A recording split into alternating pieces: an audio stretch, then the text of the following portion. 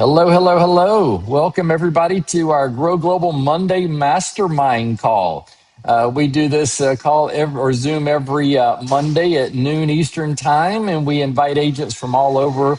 Doesn't matter what company you're in to participate. And it's interesting because we actually have a lot more people that watch the recording than come on live because I know, sometimes Monday at noon it can be a little off, but we have a huge library of recordings of different topics that we've done in years and years of doing this. And so you can go to whygrowglobal.com and scroll down to the bottom and you can see, go to our YouTube page and you can see all the different topics that we've talked about and how we're helping agents change the game in real estate, help them improve their careers and get that fighting edge. And we've got a special guest today that's going to give you that fighting edge. I know Kim and I, we've been in real estate for over 30 years, and we've had to, by default, figure out things that you're going to hear today from Jared. And we had to figure out how to structure our companies and businesses and how to be efficient in taxes and tax structures. And if we didn't do that, it would have cost us a fortune. But we were fortunate enough to be able to structure all that many years ago. But you're going to hear it directly from the horse's mouth on how to set it up and how to do unique things. And Jared Davis, he and his team are phenomenal. They're top producing team up in Virginia. He also teaches people how to structure themselves and to save money on taxes as well as being a top producing real estate agent, real estate team. So, Jared, tell us a little bit about what got you into this field. Well, So I've been first of in, all, tell us how you kick it, how you kill it being that number one. I want to hear all Yeah. that. And how you save money. I'll give you all some stats. So I Yeah. run the number one team out of EXP in Central Virginia. We did 100 million in sales last year. We've got about 30 agents on the team. We have a cheaper market, so we'll do about 300 deals this year. 300 deals will put us Nice. at about 120 million in Nice. sales this year. We also own a mortgage company, so we have one of the top 10 mortgage companies with American Financial Network in the country. We have a title venture. We're actually looking at starting an insurance company right this second. We have a fix and flip company, so we do fix and flips. And then we've got a apartment holdings company. So I have a little over 300 apartment doors right this second. And then obviously we're EXP. I don't know if everybody with this call is EXP or is this open? Is this All open to over. everybody? Different brokerages, Yeah, Jared. it's mostly EXP, but there's a lot of other agents from other companies here as well. All good. Well, great. So we're with EXP. I was with Remax before for 6 years. I've been with EXP for 6 years. We obviously coach our agents within EXP. We have a little over 400 agents in our group as well. So Wow. that's about the rundown. I've been in this for 12 years. I started investing about 6 years ago. So that's kind of what we're going to talk about a little bit today. Sounds good.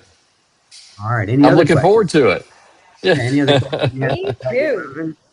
Yeah, any other well, Jared questions well, you have? knew when he's well, the yeah, yeah. expert at killing. Yeah. What was that? I say I'm so excited because number one, you are like the best, in your production, over 100 mil, and then you like have a big group on top of that. So I'm very proud of you. So I'm excited to hear. I'm ready for you, Perfect. Jared. All right. If y'all are good to go, we will go. Someone asked for a YouTube channel. I do actually Oh, have it no. real quick. If anybody wants it, let's see. And then someone's got some noise in the background. Just Yeah. FYI, it's not crazy bad, but it is there. So you may want to mute while I'm moving, just so you don't have the feedback. All right. There's that.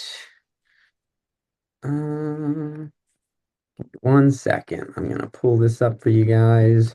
Here's our training channel. We also have one that's more buyer seller focused, but there's that. My Instagram, if you guys do Instagram, is Jared Davis RE. And then I put that in the chat, and then I'm gonna share my screen now. Hopefully, you guys have given me shareability. There we go. Perfect. All right, can you guys see this? Everybody can Yes, see we see the can. screen? Perfect. So this is what we're going to talk about today, guys. How to never pay taxes again as real estate agents, right? I would love some feedback, maybe in the chat. How long has everybody been in the business? If we can maybe get some feedback there, I'd love to hear it in the chat. How long have you been selling real estate? Give me some answers if you guys are able to do that for me. And then Yeah. also put a one in the chat if you currently already own rental property of some kind. So if you own rental property, put a one in the chat. If you don't, put a two in the chat. I like to have an idea of kind of who I'm talking to give me a good idea.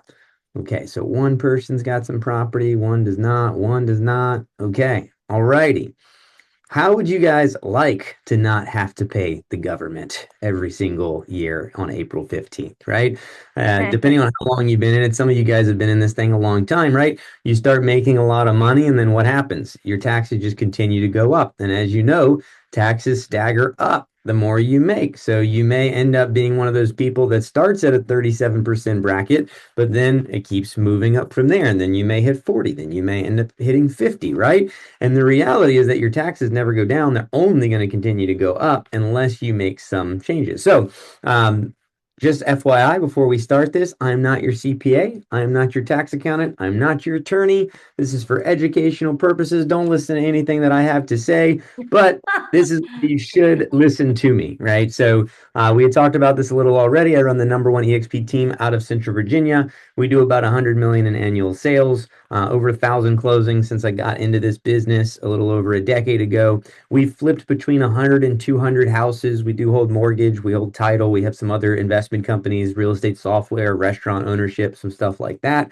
The big thing where we'll hit today is this apartment door ownership and really how it has helped me to avoid all of my tax debts. So I have about $42 million in holdings right this second. I started buying about 6 years ago, and we're going to talk about how we don't just sell real estate, how we build wealth with it through things like cost segregation and bonus depreciation. Okay?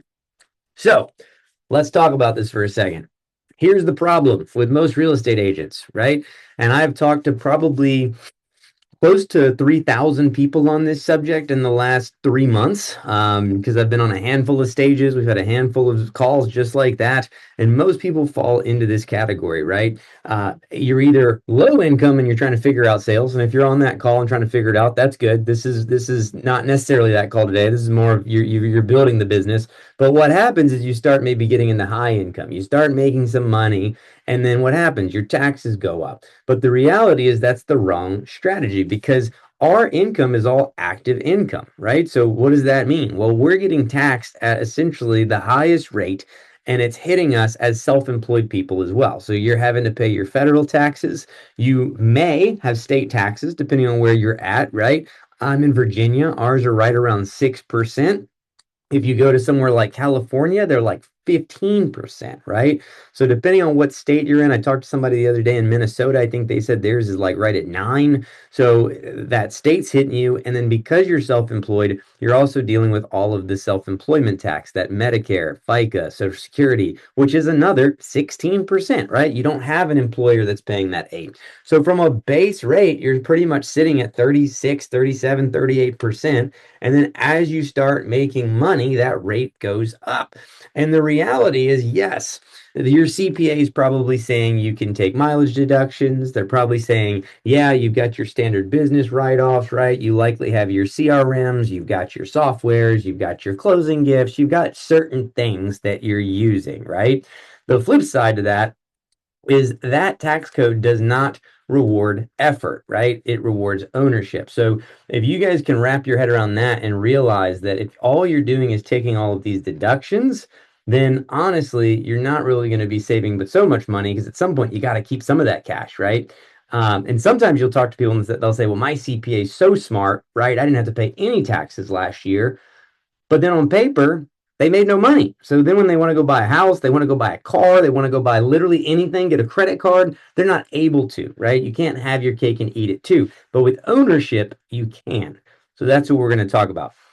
Let me text my electrician real quick because he's on site and he's asking me something. Let me see. Go for it. Whatever we need to do. Sorry. We're flipping houses right this second. So we there's always someone blowing me up. So how do we take you from an active income earner, right, to a passive income earner to a wealth building earner, right? And if you'll see some of these pictures in here, these apartment buildings, these are buildings that I own in this presentation. So any of the pictures you see is stuff that I bought over the last 6 years. Last year I did the math. Before I get into just how powerful this is, I did the math before I spoke on a stage about 2 months ago on this. And if I had not ran these strategies without write offs, I would have paid over $1 million in taxes last year. That would have been just my tax bill. Just my state tax bill was like $138,000 for the state taxes. With this in place, I paid nothing. All right. So, what is cost segregation? It is essentially an engineered study that you can do on any rental property you buy. So if you're a realtor and you're on this call and you have not bought rental property yet, it should be on your list to do as soon as possible. If you're paying any taxes, right? If you're not paying taxes, great. But if you're paying any taxes, we want you to roll that tax money into rental property instead of giving it to the IRS. So, did you know when you buy a property, the government automatically lets you write off that property over 27 and a half years? Does everybody know that? So keep this in mind. You buy a property for 275 grand, right?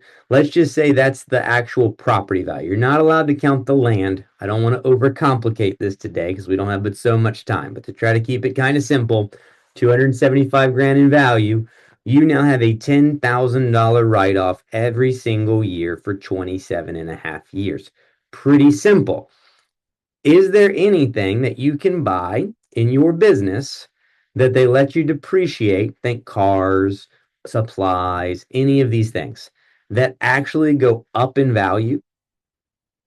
I mean, think about this. Is there anything you can purchase with your business to write off that goes up in value other than real estate?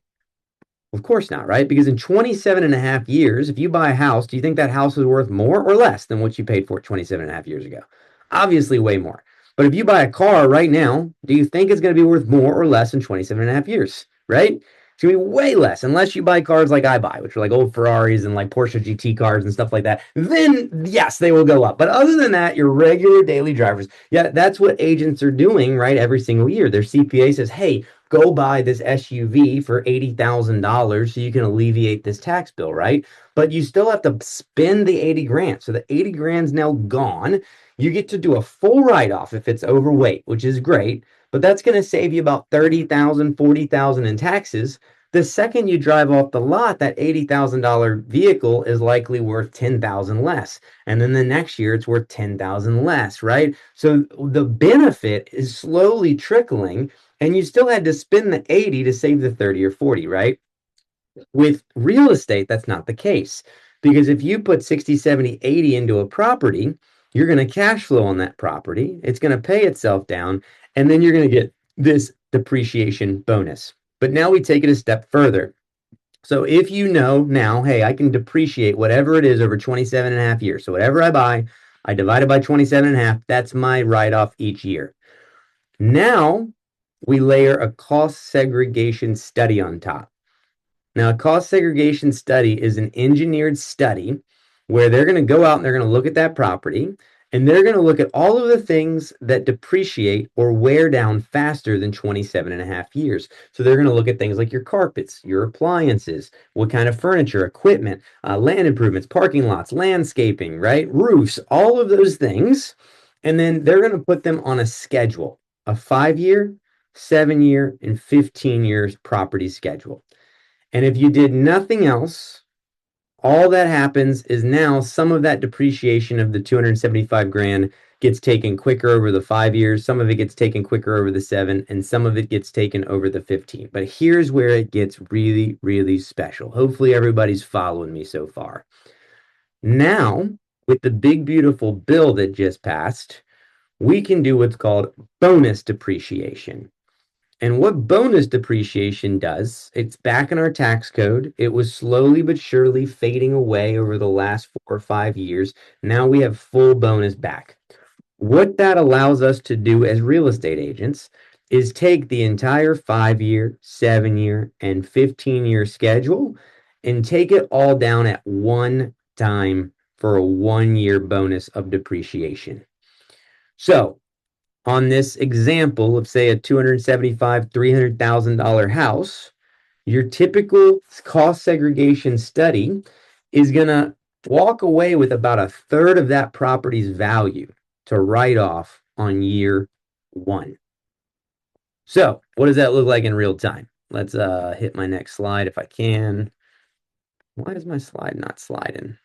Uh-oh. There we go. So here's the thing.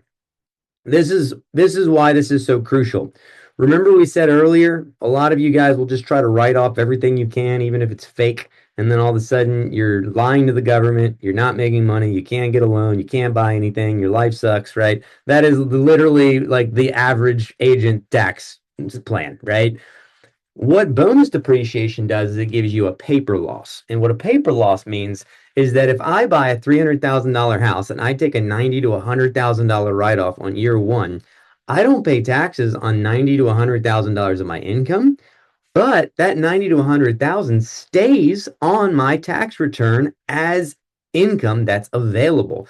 So even though it doesn't get taxed, the bank does not look at it like income disappeared because it didn't disappear. Remember, I just took a depreciation basis. So they know if I go buy a car, that money is gone. If I depreciate a giant building, that money is not gone. I'm just getting the depreciation basis on that income and I don't pay taxes on it, but I still held that money in the account. I don't have it up right this second, but I'm happy to share it at the end of this. I just got an email on a building I bought that gave me a $1,046,000 write-off on year one. So the savings basis on that was like $400,000. So that's $400,000 that we don't have to pay in taxes, yet it goes back in. So when I go to buy another building or I go to buy another apartment or I go to buy a car or a house, they're like, yeah, you made that 400 grand, even though you didn't pay taxes on it, right? Or really the million I didn't pay the $400,000. So it's really the million that didn't get touched. So that's why this is so important. So now let's look at this in real time. I always put this as a small property when I do these for people because a lot of times agents either don't have the knowledge or when they learn the knowledge, they come to me and they say, hey, my CPA said they don't know if it's worth it for me to do this on a property this small. I hear this all the time. So you can do it on a property this small, and it may be worth it for you. Also, keep in mind if these strategies work for you, then just add a zero, right? You can go from a $300,000 purchase price to a $3 million purchase price to a $30 million purchase price. It doesn't matter. You're just trying to figure out how much you owe in taxes, and that's going to be your down payment amount on whatever you're doing instead of buying the IRS, whatever they want to buy with your money, right? So we take this $300,000 property. How much do we have to put down, realtors? 60,000, right? We need 20% down typically. So we put our 20% down. We're going to now get typically about a $90,000 write-off on year one.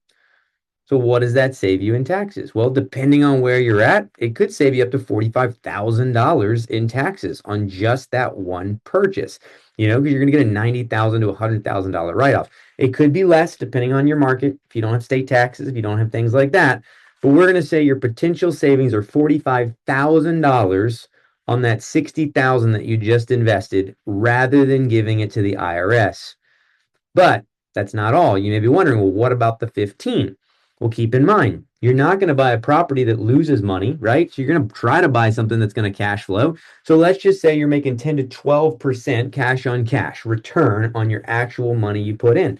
That's another $7,200 that you're making. But you're also not going to buy property that's losing value every year, right? So even if you have a normal appreciation market, not a high appreciation market, a normal 3%, that's pretty normal if you were to just average this over a 10-year period, right? Not going back a couple years when we were seeing 10, 15, 20% gains. This is very conservative. 3%, That's $9,000 that you're making in appreciation. You're also taking a loan. So what else do you have? You've got loan pay down. So you're also going to be paying off $3,000 to $4,000 a year in actual principal. So now when we take that principal pay down, our cash flow, our appreciation, that's another $20,000 that you get to tack on to the $45,000 savings. That's $65,000 that you saved on a $60,000 tax liability.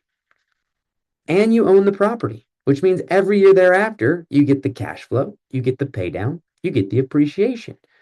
Is this a better plan than giving it to the IRS? 100%, right? This is why you guys have the edge, though. You guys are what are considered real estate professionals. Not everyone is a real estate professional. So you may have investor clients that are doctors or lawyers or pharmacists or you name it, right? They do not get to take all of this appreciation or depreciation against all of their income. They get to take it against their active real estate income. But because they're getting a W-2 for, say, like whatever, being a doctor or being a lawyer or being a pharmacist or being whatever they are, right? They still have to pay all of their normal taxes on that income.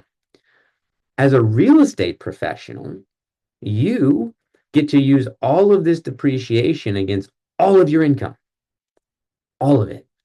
So whether it's commission income, whether it's mortgage income, title income, flipping income, rental income, doesn't matter. You're going to take it across everything, which means if all of your rentals are only cash flowing you 4, 5, 6, 10 grand a year, but you've got $100,000 write-off, you don't pay any taxes on the cash flow, but then the 90 that's left, you take it over and you put it on your real estate commissions. And again, you scale this to whatever the size is that you need to. So if you're earning $100,000 a year and you're paying $30,000 in taxes, you're going to try to put that $30,000 down on a property. If you're making $500,000 and you're paying $150,000 in taxes, you're going to put that $150,000 down, and so on and so forth.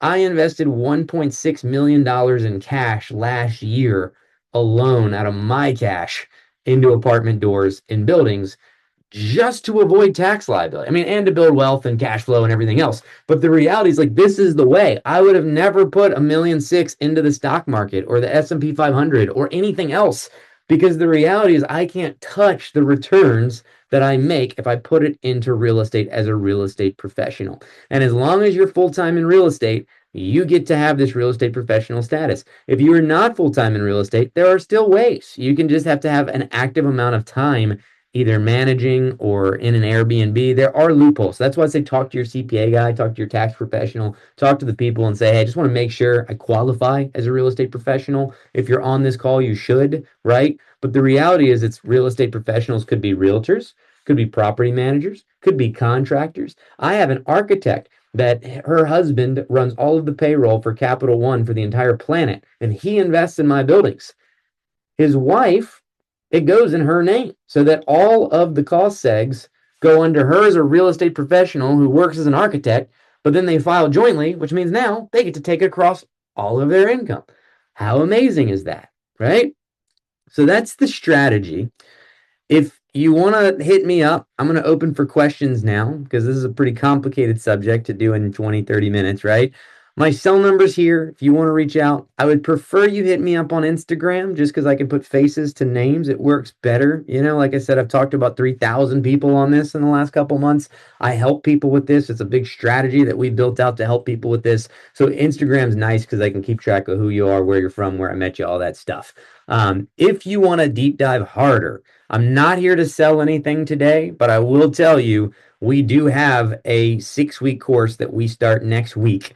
And that 6-week course is going to deep dive deeper into this because we will essentially give you our cost seg people. We will give you our hard money lenders. We will give you all of our analysts. We will get you access to the CEO of Fractional if you wanted to raise your own money. I will teach you how I raise money. We will show you how we break down all of our agreements, how we run our syndications, what I pay myself for waterfalls, what investors want to make, right? We're going to talk about all of that stuff. And there is a link if you are interested in something like that. This is for the people that really want to integrate this at a high level.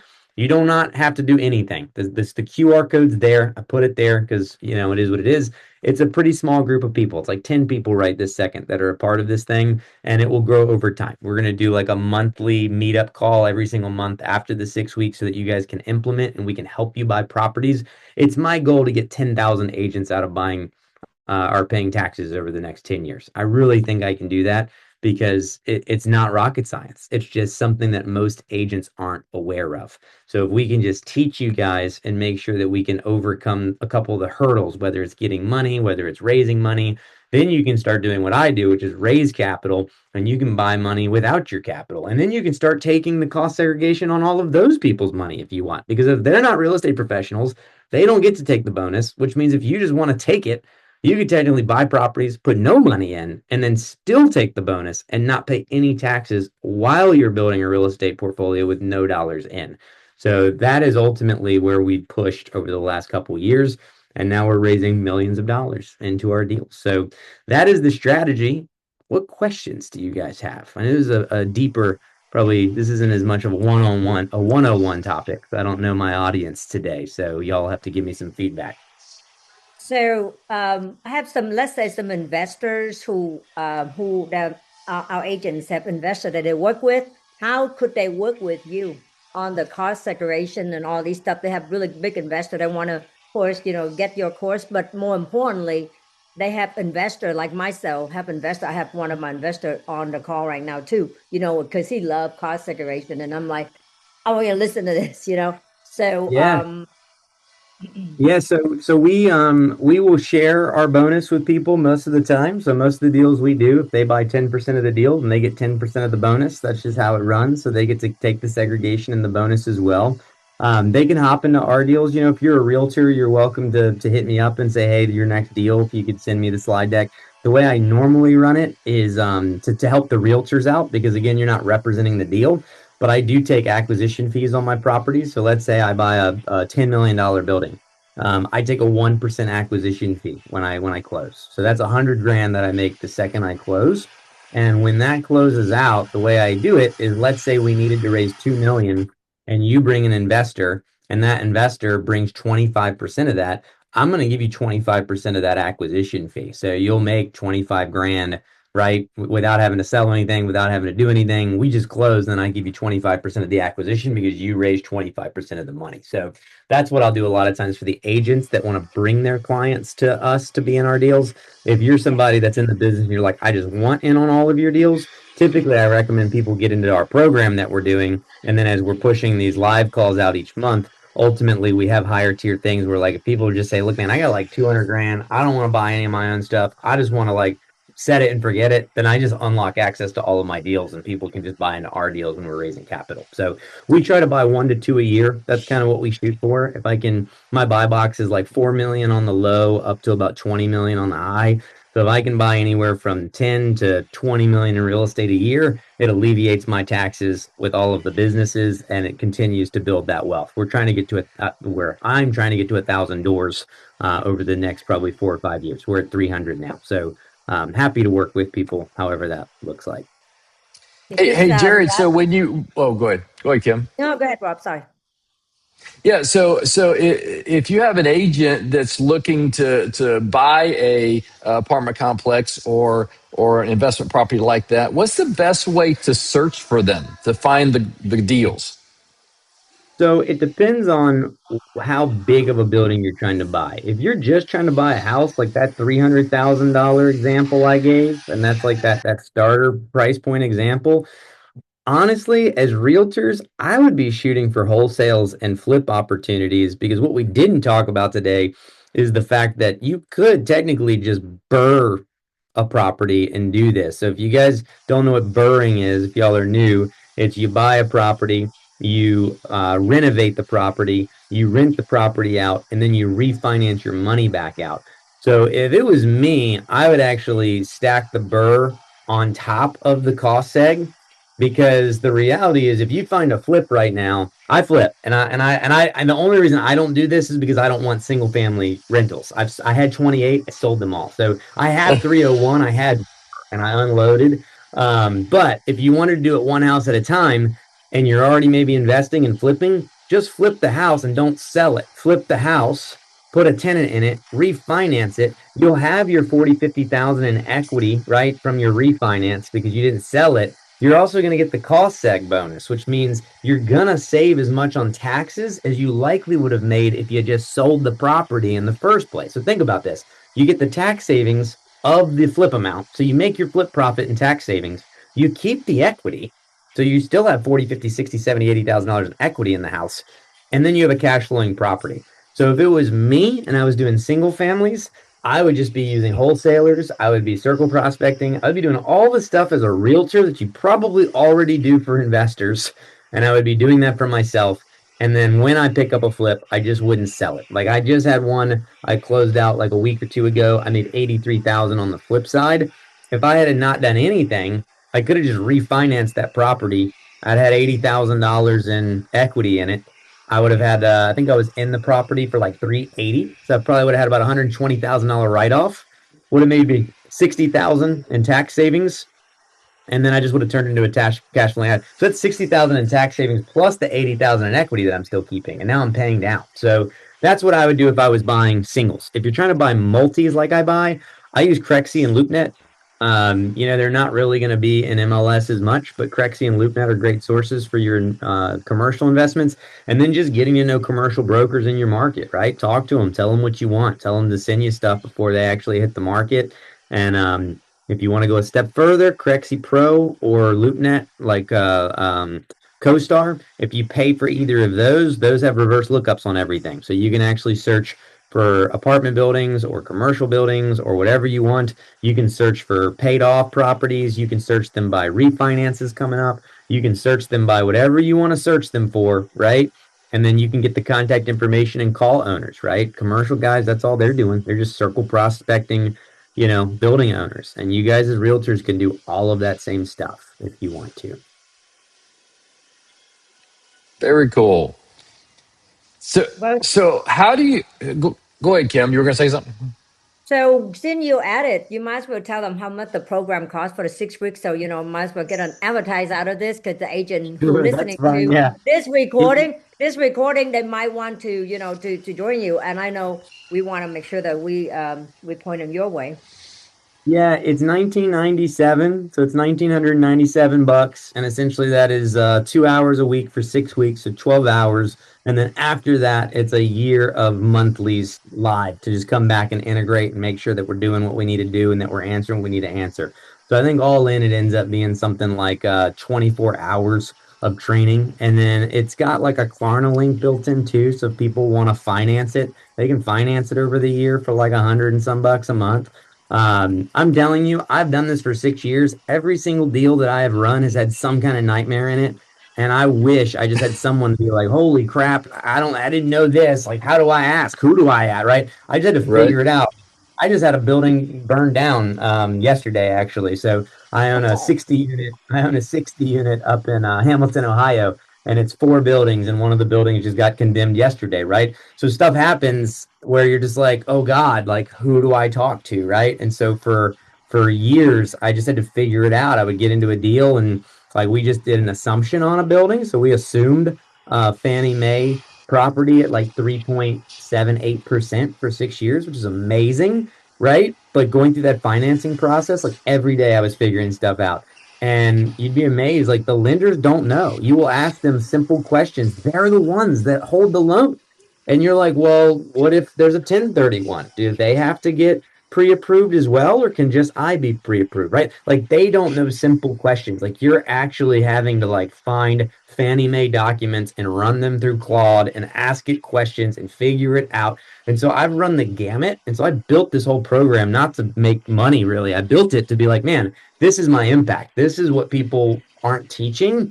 And everybody that sells stuff to go do open houses and to go do lead funnels and to go sell houses and to go do that, no one's doing this, right? And taxes are your biggest liability, right? It's the biggest thing you spend money out of all of the money you make. So if we can teach people how to overcome the problems that I've had to try to overcome for 6 years, it's a no-brainer. So that's 1997. I charge $10,000 for a program that gives people direct access to me and our weekly coaching calls. This was just a way to say, hey, it's really cheap. You can finance it. It's 100 and some bucks a month. And we're going to teach you everything you need to know to implement with yourself and investors if you've got investor clients. So So, Jared, I've got a question about structure. And by the way, if anybody has any questions, raise your hand or put it in the comments. But I got a question about how should a real estate agent, as they're growing their business, as they're getting started and things like this, structure their LLC or subchapter S or Inc. Or what are your thoughts on how to structure their business? Do they do an LLC for their real estate business? Do they do a separate LLC for each property? How do you structure those for your business? So I'm definitely not mixing my real estate S corp with any holdings, right? My real estate S corp is just commissions and it's running the real estate sales business. By the way, if you weren't able to scan the QR code, I put the link in the chat for the actual course if anybody wants it. But Okay. uh, once you get into actual buildings, if it's single families, I normally recommend keeping them in an LLC, and you can put multiple in an LLC, but at a certain point you want to kind of limit your exposure because if one has a fire, like I just had yesterday, you don't want them being able to attack every single property you own. It gets a little tedious to do a different LLC with every single house if you're doing them in singles. So that's why I say if you're doing singles, I would be okay putting up to like 10 or even maybe 15, 20 into one LLC before I move on to another LLC. If I'm buying apartment buildings, every one of those is in a different LLC. And then the way that we structure them when I raise capital is I have an LLC that's the actual title holder of the property. And then under that, we have a TIC agreement, a tenants in common agreement, right? So under that, we're going to have another LLC, which is, hey, this is the LLC that all of the investors are in, but someone has to control that. So I control that. Okay. Over here is any other company that's in there if there's 1031 money, because the 1031 money cannot sit with the regular money. That's why it has to branch.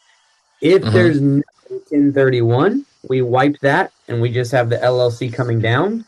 I control the LLC that holds the property because I'm the one that runs the show. All of the investors underneath have their percentage of ownership of the building with what they invested, including my money. So the Mm-hmm. last building I bought, we raised $2.7 million. I put in a little over 1 million of my own money. So I actually have an LLC under my LLC that is here is my actual ownership that's being paid. The main Mm-hmm. LLC is just the controlling party that controls all of it. So I control that one. I control the one that's getting my actual payments done, right? My actual holdings of this is what's paying me out. And then everybody else has their percentage of ownership under that main LLC. Does that make So sense? if I so if I got it in my head correctly, you kind of have a holding company for operations, and then you have disregarded entity LLCs to hold the properties in that are owned by the holding company. Is that kind of correct? That would be for just one property. So that company that is deeded in, right? If there's a tick where I have to drop it down from a 1031, then Yeah, ultimately yeah, what happens, there's one LLC that's at the top that the 1031 company and my non-1031 money hold. So those two companies hold that LLC, which is the real estate owner. But then from that, now it's like, okay, well, these are the people that are actually making decisions technically, right? So who controls that, right? I control yeah, that. I let my 1031 partner have his 1031 stuff, but my operating agreement says I'm still in control of all of this, right? I'm still going to pay yep, you some PP money because you had to get like pre-approved for the loan. I'm still going to share some stuff with you. We'll share some waterfall money, right? So the control is there. Under that is all of my investors. There's no control in there, including mine, because mine is also just ownership. So I am essentially yep. what's called a general partner up here, and I'm a limited partner down here. So I got to pay myself the 37% that I make as a $1 million investor in this $2.7 million in like cash raise, right? But I don't control it here. I control it here. I hope that Yeah. makes sense. I know it's real, Yeah, real. The and you've got structure is real. you've got a separate LLC or subchapter S for your real estate business, for your real estate income, for your sales income, correct? Yeah, sales income, Jared Davis Realty Incorporated, EXP pays Jared Davis Realty all commissions as well as rev share. And then Jared Davis Realty Inc. has 3 employees. I pay a full-time transaction coordinator. I pay a full-time life assistant. I pay a virtual assistant in the Philippines. And then all of our actual team expenses come out of Jared Davis Realty Inc. as well. But even that's set up as an S corp. I pay myself a salary from that, and then I just do Yeah. dividend. It's pretty much my rev share is a dividend bonus every month, and then at the end of Right. the year, I see what's left in the account after paying a small, reasonable salary, and I'll do like a big dividend at the end of the year. Yeah. Sounds good. So Tony Justo has a question. Tony, you want to unmute and ask your question? Yes. So, and again, I hate having multiple entities. What about using like? No, I'm just trying to make life easier on myself. What about Of putting it course. in like a oh Jesus, I just blanked right now. Um, a trust, So and have the different things like that to get similar protection as an entity, but you have them all in the one entity, and the trust basically keeps your anonymity for the properties. so you would still mm, mm, mm, mm, mm. You can do it that way. There's nothing inherently wrong with doing it that way. So for everybody that doesn't know, right, a trust has not only a signing authority, but it also has a beneficiary. And a trust is nice sometimes because it hides the true ownership, right? If you just have an LLC as the owner, it still protects you, but someone could search that LLC and they could see who owns it. Not to say they should legally be able to sue you. I mean, they can do whatever they want to try to do, but like the whole point of it is just to separate, right? It's just a legal pass through. The trust doesn't get recorded at the courthouse. So you could almost think of like a trust as like a contract you make on a bar napkin, and you're like, here it is, and you throw it in a drawer, and you're like, good luck finding it, right? They don't know. What they do see is they see the trustee and they see the trust name. So if you were to buy and just had like a Tony Gusto Holdings trust, you do that. I mean, I wouldn't name it after your name, but let's just say it's like whatever, real estate holdings, and that's your trust.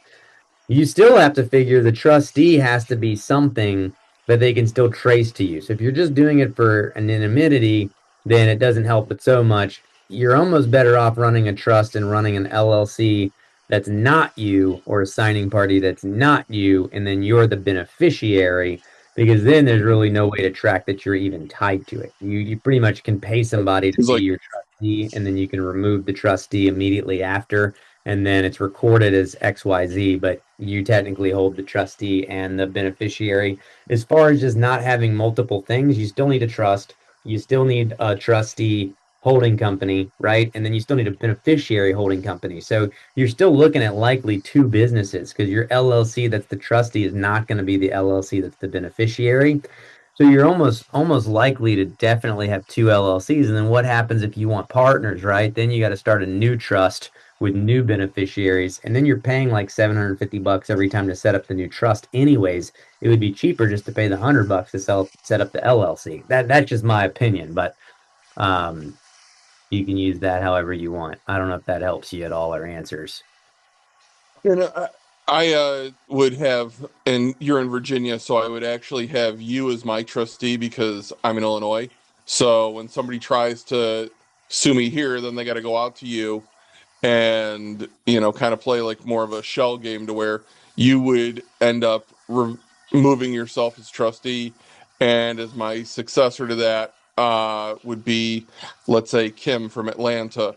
And then they got to go out and fly and get her, and then they bring her back and she says, oh, I've been fired from this. And then they go, oh, well, who's the new one? And it would be uh and I'm just picking names and people who are here, like Angela, who's in California. So now they got to fly out to California, and at some point they just kind of get tired of that, just because I'm worried about the whole fake, like, oh, I slipped and fell and things like that. So I'm always worried about the sort of slip and Jimmy sort of people that come in just to sue you to take what you have. So that's why I like the trust better than the various LLCs. Yeah, yeah. I mean, you could do it. You could do it that way. It's fine. Again, for me, I have partners in on a lot of our stuff, so it just becomes much more complicated at that point to do it that way. So we end up just running them as the LLCs just to make it easy because each building may have different investors. You're throwing in different people. We've got different operating agreements for each one. Sometimes terms change for each building, right? Depending on who's buying it. So a trust is definitely an option. I used to put my flips into trusts, and then I had like some contradicting information given to me by lawyers as far as like who to have the trustee, who to have the beneficiary. Is it really protecting you? And then I was also starting one every single time for each house I bought so that it would just be dormant after the fact and there'd be nothing to go after. But then I started flipping with kind of the same people and it was like, man, we're starting to trust every time. So now we actually just buy the LLC, the house with both our LLCs now. So I have an LLC that's just for like flipping. And if I was going to hold houses in it like that, when we write a contract, I write my LLC and I sign. She'll write her LLC and she'll sign. So then there's no separate tax return. There's no separate whatever. It's just now when I flip, I'm like, I don't need to have an LLC with each one of my partners. I just have my LLC and every contract I write my LLC owns it, and then whoever my partner is, I let their LLC own it, and then we're just 50-50 owners. So that's how I do it now, and I don't do trusts anymore. But again, I'm not saying trust are wrong. I'm just saying that's just how I do it now. It makes taxes easier, in all honesty, because the LLC is still just a pass through. So now I flip under one LLC. It doesn't matter if I've got four different partners. All of my profits still running under that one LLC, which is still passing through, and it's not having to do trust. I'm not having to do tax returns with partners, all of that stuff. So, Nice. all right. So, Any so other?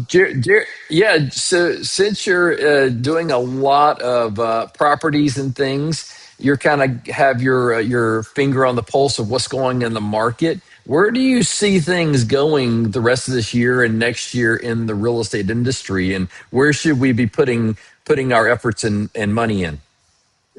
So I like kind of the Midwest and like these little sub markets that are still good on cash flow and still rising, right? Like, yeah, if you want to go buy waterfront property or something in some crazy appreciating market, like you're gonna spend a lot of money and you're likely not gonna get a lot of cash flow and maybe you're gonna get some appreciation, but those are also the markets to crash when stuff does crash. I'm not saying I don't really think we're gonna see a crash, but when things soften, right? Where do they soften Mhm. first? They soften in these big, big, big markets. So I Mhm. like the stuff that just remains steady with rent growth and with appreciation. So, like I've got stuff in Dayton, Ohio. I've got stuff in Hamilton. I've got stuff in Cincinnati.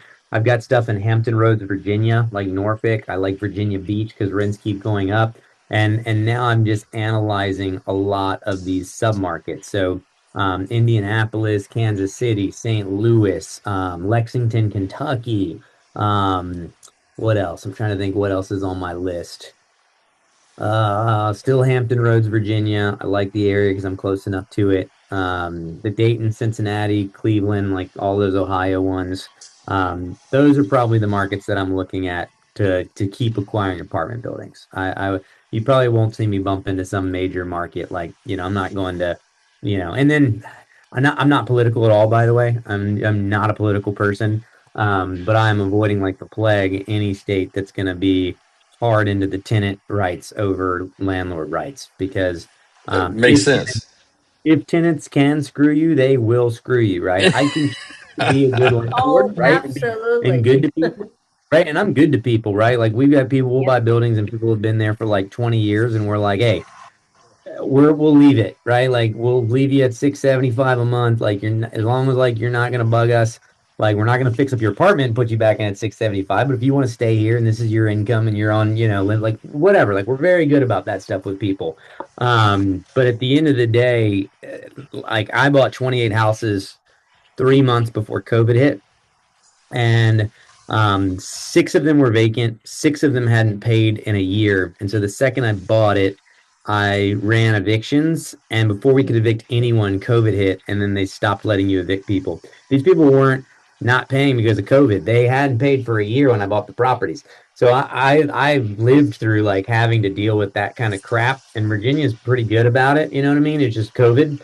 I refuse to go somewhere that's gonna, refuse to let me up rents when I have to up rents. That's gonna refuse to let me evict people to evict people. So, I'm not going to California. I'm not going to New York. I'm not going to any of these places. It ain't happening, right? Like it's not happening. Come down to Atlanta, Jared. I'm here, buddy. If you send me some I'll be stuff your to food and catch, I'll be down here for you. yeah, I mean, hey, if you got multifamily down there, I'll look A at it. lot. If it's, yeah, I mean, Yeah. That's my focus. That's what my been focusing in. But I that's why I was like, I have investor that, want to listen to you, and I'm like, because they were checking out some other program. I'm like, one of my top agent is already doing this. You need to check out his program, So that's, because some of them want to join some of the other. There's so Yeah. many out there, right? But I yeah. said, you're the best. You got to come Yeah. here and listen to him. Yeah. Hey, Jared. Justin has a question. He says, "Do you allow subletting at your properties, like corporate leases and stuff?"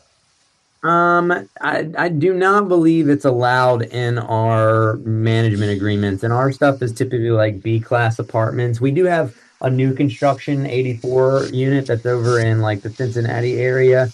That is nicer, like A class. They're brand new. But for the most part, everything's got to run through the management, and I think our stuff does not allow for the provision in there, if I'm not mistaken. And again, most for corporate lead, we're like very B class apartments, so we don't even really get that request. Honestly, what we're looking at for some of it, totally side point, but just from like, hey,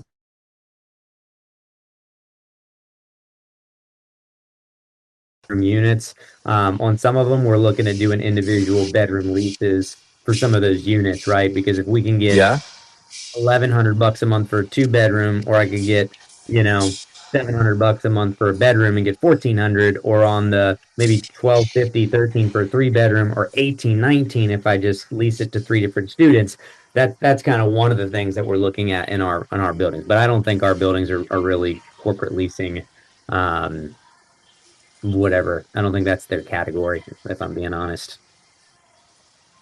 Yeah, Sounds good. I avoid most like nice new A class new construction stuff. I mean, I like the idea of owning a bunch of blue chip stuff at some point, but the problem is they just don't cash flow. So I've had the opportunity to invest in new construction, but it's typically no return year one, maybe no return year two, maybe two or three, 4% year three. And I'm young, so I mean, I guess I could look at it like great when I'm retired. All these things are going to be printing money, but when I'm retired, there are also going to be 20 or 30-year-old buildings, and then you know what I mean? Like we'll make our money on a sellout still, but it's still like I just don't really care. So I focus on like 60s, 70s, 80s built properties that are built really strong, have good guts and bones, that may need some value add, may need some turnover, bad management, poor management, stuff like that, that I can kind of turn around, value add, do the stuff that needs to be done, get the reviews up, change the signage, change the marketing, and then, hopefully add some appreciation along the way.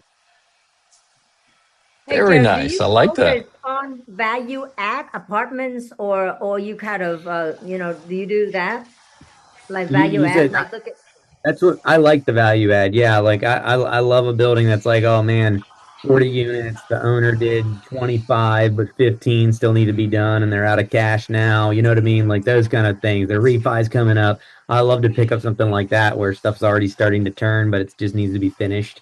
We're analyzing one now that's a 400 unit that you can add half baths into like 120 of the units, but that would up the rent like $200 a month just based on the layouts and stuff. So we're like kind of analyzing something like that. If you can do, 3 grand bathroom addition and add whatever that comes out to be, $2,400 a year, then you're pretty much made your money back in 14 months, and then everything else is profit after that. So yeah, we love value add.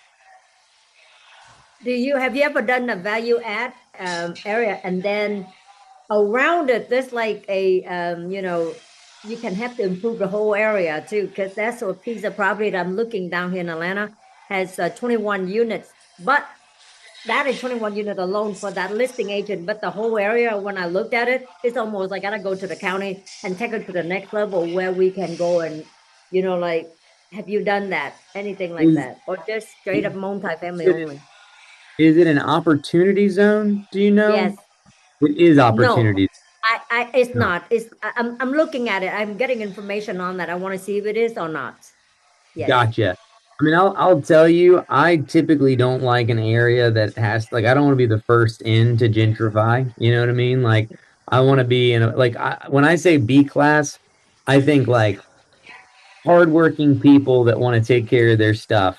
right? Where it's like, yeah, maybe they don't have the cash to go buy a new house. They're plumbers, they're electricians, they're families, that you know what I mean? But they're Hmm. gonna come in and they're gonna take decent care. You get into like the C areas and low C's, and you deal Yes. with much more maintenance, right? Like it's Yes. almost really hard to pencil in. Like I read something the other day, you almost want to add 10 to 15% more in what you think your maintenance is going to be on top of what it already is nowadays, because everything just gotten so much more expensive. But then Right. also on C class, it eats up profits really fast. So if I buy something that's a C, I really want to push it into like a B minus at least, like as quickly as possible, or like a B minus up to like a B plus. I'm probably not putting too Right. much stuff into like an A, but if I can get it Right. up to B plus, where they're just like a nice building where you kind of walk through and you're like, man, I'd live here if I had to, move into one of these units. Like I'd be fine with that. You know what I mean? That's kind of where Right. I wanna be in the market. I don't want to go in and trying to Section 8, Justin, I don't touch anymore. If I Oh, can avoid it. I had Why tell is me more that? about that. Tell me more. Yeah, Why not? yeah. Why is that? Anything anybody tells you about like, oh, well, they're gonna take care of it or they lose their vouchers, like it's all a lie. They don't take care of anything. So the reality is, almost every Section 8 house I owned, it was like a $7,000 turn every time someone got out. Like it was just trash. Cabinets were trash, floors were trash, paint was trash, right? It just I mean, I hate to say it, like I want to give everybody a chance, and like I love being a landlord in the sense like I want to make a difference and give people housing and give people a nice place to Mhm. live and do all this stuff. But like there comes a category of people that notoriously will destroy everything in their lives because they just don't care. And unfortunately, I find that most, again, not to generalize, but a lot of Section 8 just don't care. Like you would think, like, oh, I don't want to lose this, but essentially it's like, oh, I got a free place to live, right? Yeah, utility theft, yeah. And then again, Yeah. depending on the area, you may end up in an area. Like the only place it really works is like you don't want to be in a nice area with Section 8 No. because Section 8 rents are all across the board the same. It doesn't really matter what county you're in. So if you're in a county that can get like 1900 for a three bedroom or whatever it is, you would just want a nice $1,900 rent at a three bedroom. What you want is like if Section 8's 1900, you want to go somewhere where they would only get like 1200 for a three bedroom, and then you rent it for 1900 with Section 8, right? That's like the only time I think it works, but then they're still going to trash it and you're still in a bad area and you're still going to lose your HVACs and you're still going to, you know what I mean? Like Yes. it's not worth it to me. That's just me. But again, there's people that's their whole business plan, their whole business mantra. People Section are 8. big into RV parks now. They're big into trailer parks now. Right. Trailer parks make me nervous. RV parks kind of tempt me. I'm kind of interested in some stuff like that Yes. right this second. But Resort um, one. Resort like RV yeah, park. That's my totally, favorite. Yes. 100%. Yeah, that Self-storage. kind of stuff I'm okay with. What was that? I just happen to have to put my, place there and just work there.